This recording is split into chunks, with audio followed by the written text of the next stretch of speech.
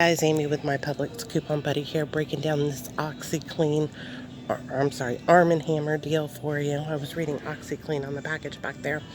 I already got some in my cart. I'm going to do a gas card deal with it, but I will show you how to do this singly if you don't want to do a gas card deal. So you buy two, either the liquid or the pods, both are on sale, BOGO. Use two of the $1 off one coupon.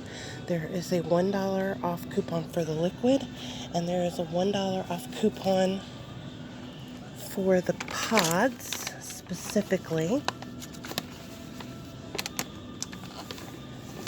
Right here.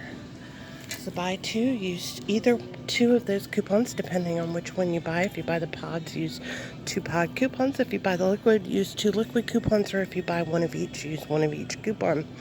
Pay $2.25 a bottle. It's a great deal. I'm going to grab these that say 50% more on them.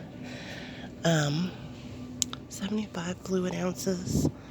I think that's a lie because they're all 75 fluid ounces.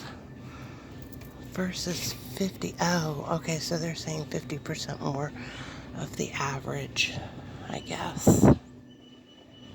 Excuse me.